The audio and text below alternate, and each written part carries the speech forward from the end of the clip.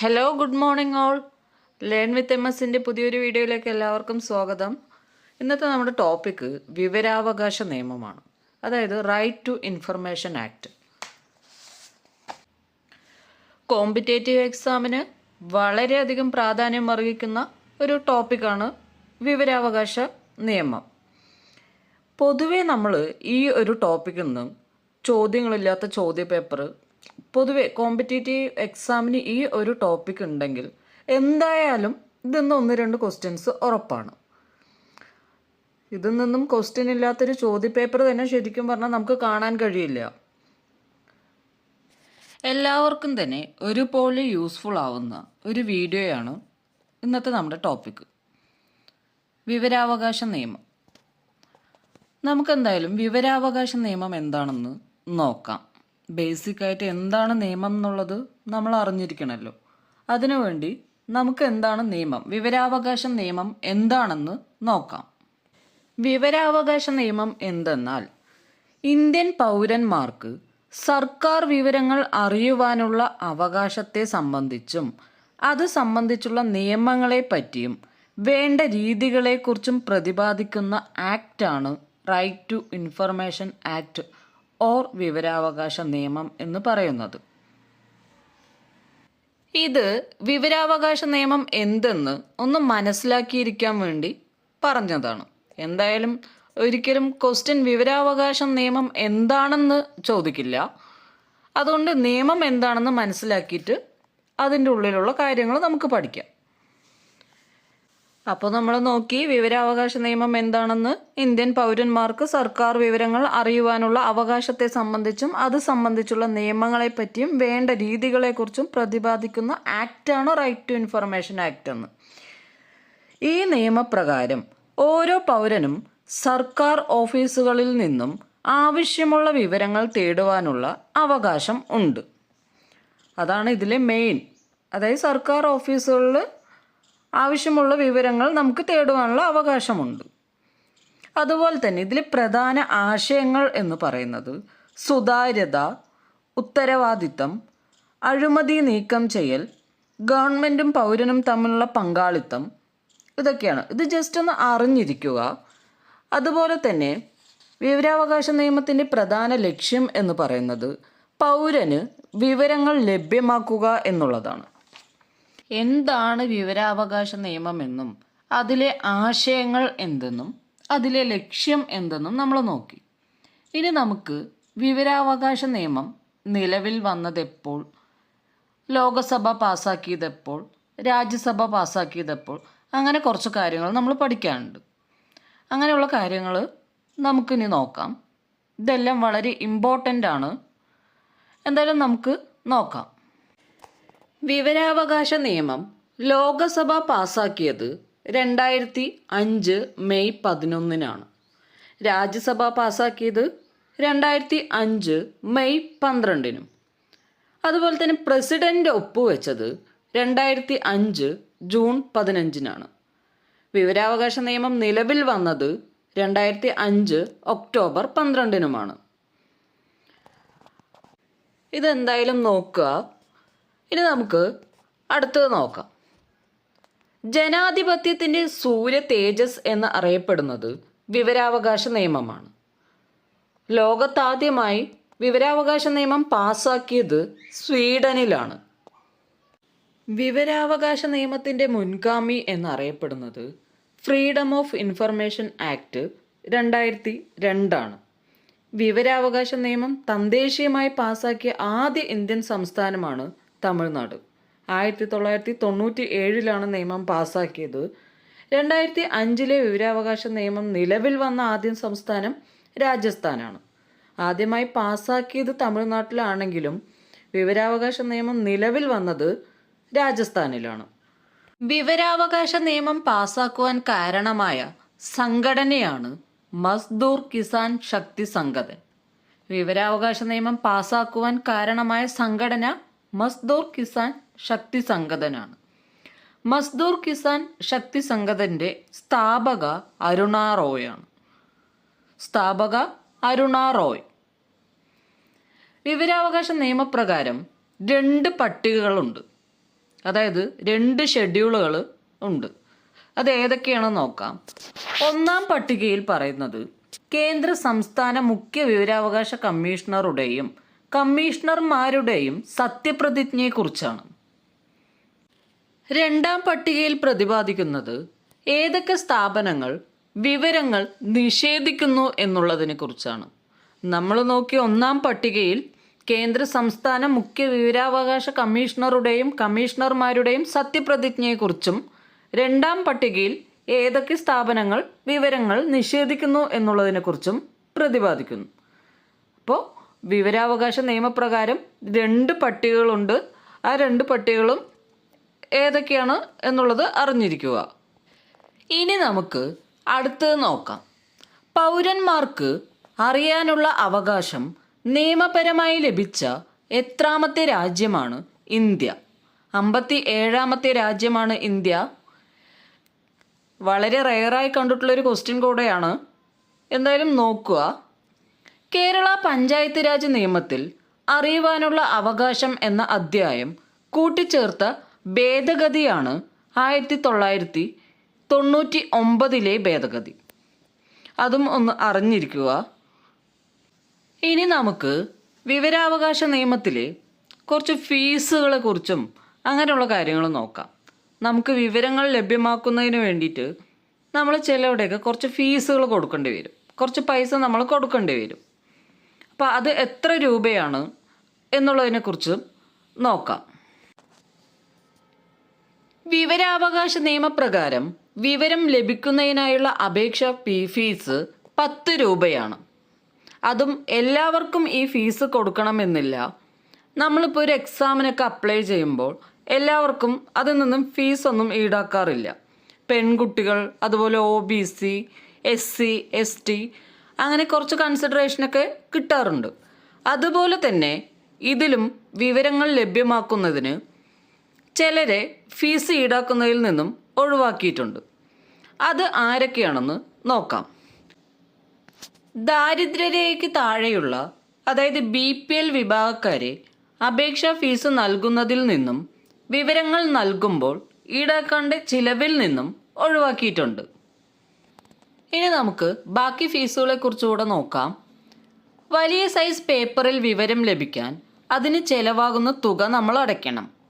അതുപോലെ തന്നെ വിവരം നേരിട്ട് പരിശോധിക്കുന്നതിന് ആദ്യ 1 മണിക്കൂർ സൗജന്യവും തുടർന്നുള്ള ഓരോ 30 മിനിറ്റും 10 രൂപ വീതവും നമ്മൾ നൽകണം. അതായത് വലിയ സൈസ് പേപ്പറിൽ വിവരം ലഭിക്കാൻ അതിന് എത്ര ചിലവ് വരുന്നോ അത് നമ്മൾ കൊടുക്കണം. അതുപോലെ വിവരം നേരിട്ട് പരിശോധിക്കുന്നതിന് ആദ്യത്തെ 1 മണിക്കൂർ നമ്മുടെ അടുത്ത് അവർ ഫീസൊന്നും ഈടാക്കില്ല. പിന്നീട് വരുന്ന ഓരോ അരമണിക്കൂറിനും നമ്മൾ 10 രൂപ വെച്ച് അവർക്ക് നൽകണം. ഇതാണ് ഫീസിൻ്റെ രീതികൾ. ഇനി നമുക്ക് വിവരങ്ങൾ ലഭ്യമാക്കുന്നതിന് കേരള സർക്കാർ നിശ്ചയിച്ച പുതുക്കിയ ഫീസ് നിരക്കുകളെക്കുറിച്ച് നോക്കാം. A4 സൈസ് പേപ്പറിൽ വിവരം ലഭ്യമാകാൻ പേജ് 1-ന് 3 രൂപ നമ്മൾ നൽകണം. മുമ്പ് അത് 2 രൂപയായിരുന്നു. ഇപ്പോൾ നമ്മൾ 3 രൂപ നൽകണം. അതുപോലെ തന്നെ CD, ഫ്ലോപ്പി, അതായത് ഫ്ലോപ്പി ഡിസ്ക് ഉൾപ്പെടെയുള്ള ഇലക്ട്രോണിക് മാധ്യമങ്ങൾ വഴി വിവരം ലഭ്യമാക്കാൻ 75 രൂപ നമ്മൾ നൽകണം. മുമ്പ് അത് 50 രൂപയായിരുന്നു. ഇപ്പോൾ നമ്മൾ 75 രൂപ നൽകണം. അപേക്ഷയുടെ തീർപ്പാക്കലിനെ കുറിച്ച് പ്രതിപാദിക്കുന്ന സെക്ഷനാണ് സെക്ഷൻ 7. അതുപോലെ തന്നെ നമ്മളിപ്പോൾ വിവരങ്ങൾ ലഭ്യമാക്കാൻ വേണ്ടി പബ്ലിക് ഇൻഫർമേഷൻ ഓഫീസർക്കാണ് അപേക്ഷ നൽകിയതെങ്കിൽ അതിൻ്റെ മറുപടി 30 ദിവസത്തിനകം നമ്മൾക്ക് ലഭ്യമാകണം. 30 ദിവസം എന്ന് പറയുമ്പോൾ അതിൽ അവധി ദിനങ്ങൾ കൂടെ ഉൾപ്പെടും. അസിസ്റ്റന്റ് പബ്ലിക് ഇൻഫർമേഷൻ ഓഫീസർക്ക് ലഭിക്കുന്ന അപേക്ഷയുടെ മറുപടി നൽകേണ്ടത് 35 ദിവസത്തിനകമാണ്. പബ്ലിക് ഇൻഫർമേഷൻ ഓഫീസറാണെങ്കിൽ അതിൻ്റെ മറുപടി 30 ദിവസത്തിനകവും, അസിസ്റ്റന്റ് പബ്ലിക് ഇൻഫർമേഷൻ ഓഫീസർ ആണെങ്കിൽ 35 ദിവസത്തിനകവും മറുപടി നൽകണം. നമ്മൾ ആവശ്യപ്പെടുന്നത് ഒരു വ്യക്തിയുടെ ജീവനെയോ സ്വത്തിനെയോ സ്വാതന്ത്ര്യത്തെയോ ബാധിക്കുന്ന വിവരങ്ങളാണെങ്കിൽ അതിൻ്റെ മറുപടി 48 മണിക്കൂറിനുള്ളിൽ നൽകണം. ഇനി നമുക്ക് കേന്ദ്ര വിവരാവകാശ കമ്മീഷനെ കുറിച്ചും സംസ്ഥാന വിവരാവകാശ കമ്മീഷനെ കുറിച്ചും നോക്കാം. അതിൽ ആദ്യത്തെ കേന്ദ്ര വിവരാവകാശ കമ്മീഷൻ. കേന്ദ്ര വിവരാവകാശ കമ്മീഷൻ രൂപീകരണത്തെക്കുറിച്ച് പ്രതിപാദിക്കുന്ന സെക്ഷനാണ് സെക്ഷൻ 12. കേന്ദ്ര ഇൻഫർമേഷൻ കമ്മീഷനിൽ ഒരു ചീഫ് ഇൻഫർമേഷൻ കമ്മീഷണറും 10 കവിയാത്ത ഇൻഫർമേഷൻ കമ്മീഷണർമാരും അടങ്ങിയിരിക്കേണ്ടതാണ്. അപ്പോൾ ടോട്ടൽ 11 അംഗങ്ങൾ ഉണ്ടായിരിക്കേണ്ടതാണ്. ചീഫ് ഇൻഫർമേഷൻ കമ്മീഷണറെയും ഇൻഫർമേഷൻ കമ്മീഷണർമാരെയും നിയമിക്കുന്നത് രാഷ്ട്രപതിയാണ്. അവരെ നീക്കം ചെയ്യുന്നതിനും രാജിക്കത്ത് നമ്മൾ സമർപ്പിക്കേണ്ടതും രാഷ്ട്രപതിക്ക് തന്നെയാണ്. ചീഫ് ഇൻഫർമേഷൻ കമ്മീഷണറെയും ഇൻഫർമേഷൻ കമ്മീഷണർമാരെയും നിയമിക്കാൻ ശുപാർശ ചെയ്യുന്ന കമ്മിറ്റിയിലെ അംഗങ്ങൾ ആരൊക്കെയാണെന്ന് നോക്കാം. ഒന്ന് പ്രധാനമന്ത്രിയായിരിക്കും ഇതിലെ അധ്യക്ഷൻ. ലോകസഭയുടെ പ്രതിപക്ഷ നേതാവ്, പ്രധാനമന്ത്രി നാമനിർദ്ദേശം ചെയ്യുന്ന ഒരു ക്യാബിനറ്റ് മന്ത്രി. ഇത്രയും അംഗങ്ങളായിരിക്കും ഉണ്ടായിരിക്കുക. കേന്ദ്ര മുഖ്യ വിവരാവകാശ കമ്മീഷണറായ ആദ്യ വ്യക്തിയാണ് വജാഹത്ത് ഹബീബുള്ള. കേന്ദ്ര മുഖ്യ വിവരാവകാശ കമ്മീഷണറായ ആദ്യത്തെ വനിതയാണ് ദീപക് സന്ധു. കേന്ദ്ര വിവരാവകാശ കമ്മീഷന്റെ ആസ്ഥാനം ഡൽഹിയിലെ CIC ഭവനാണ്. കേന്ദ്ര വിവരാവകാശ കമ്മീഷണറുടെ കാലാവധി 5 വർഷം അല്ലെങ്കിൽ 65 വയസ്സാണ്. നിലവിലെ കേന്ദ്ര വിവരാവകാശ കമ്മീഷണർ ഹീരലാൽ സമരിയയാണ്. ഇനി നമുക്ക് സംസ്ഥാന വിവരാവകാശ കമ്മീഷനെ കുറിച്ച് നോക്കാം. സംസ്ഥാന വിവരാവകാശ കമ്മീഷന്റെ രൂപീകരണത്തെക്കുറിച്ച് പ്രതിപാദിക്കുന്ന സെക്ഷനാണ് സെക്ഷൻ 15. സംസ്ഥാന ഇൻഫർമേഷൻ കമ്മീഷനിൽ ഒരു ചീഫ് ഇൻഫർമേഷൻ കമ്മീഷണറെയും 10 കൂടാതെ ആവശ്യമെന്ന് കരുതുന്ന അത്രയും ഇൻഫർമേഷൻ കമ്മീഷണർമാരെയും നിയമിക്കാവുന്നതാണ്. സംസ്ഥാന ഇൻഫർമേഷൻ കമ്മീഷണറെയും ഇൻഫർമേഷൻ കമ്മീഷണർമാരെയും നിയമിക്കുന്നത് ഗവർണറാണ്. അതുപോലെ തന്നെ രാജിക്കത്ത് സമർപ്പിക്കുന്നതും ഗവർണർക്ക് തന്നെയാണ്. സംസ്ഥാന ചീഫ് ഇൻഫർമേഷൻ കമ്മീഷണറെയും ഇൻഫർമേഷൻ കമ്മീഷണർമാരെയും നിയമിക്കാൻ ശുപാർശ ചെയ്യുന്ന കമ്മിറ്റിയിലെ അംഗങ്ങൾ ആരൊക്കെയാണെന്ന് നോക്കാം. ഒന്ന് മുഖ്യമന്ത്രി. കേന്ദ്രത്തിൽ നമ്മൾ നോക്കിയിട്ടുണ്ടായിരുന്നു അധ്യക്ഷൻ പ്രധാനമന്ത്രിയായിരുന്നു. സംസ്ഥാന ഇൻഫർമേഷൻ കമ്മീഷനിൽ അധ്യക്ഷൻ മുഖ്യമന്ത്രിയാണ്. നിയമസഭയിലെ പ്രതിപക്ഷ നേതാവ്, മുഖ്യമന്ത്രി നാമനിർദ്ദേശം ചെയ്യുന്ന ഒരു ക്യാബിനറ്റ് മന്ത്രി. ഇങ്ങനെ 3 അംഗങ്ങളായിരിക്കും ഉണ്ടായിരിക്കുക. കേരള സംസ്ഥാന വിവരാവകാശ കമ്മീഷൻ നിലവിൽ വന്നത് 2005 ഡിസംബർ 19 കേരളത്തിലെ മുഖ്യ വിവരാവകാശ കമ്മീഷണറായ ആദ്യ വ്യക്തിയാണ് പാലാട്ട് മോഹൻദാസ്. ആസ്ഥാനം തിരുവനന്തപുരമാണ്. സംസ്ഥാന വിവരാവകാശ കമ്മീഷന്റെ ആസ്ഥാനം തിരുവനന്തപുരമാണ്.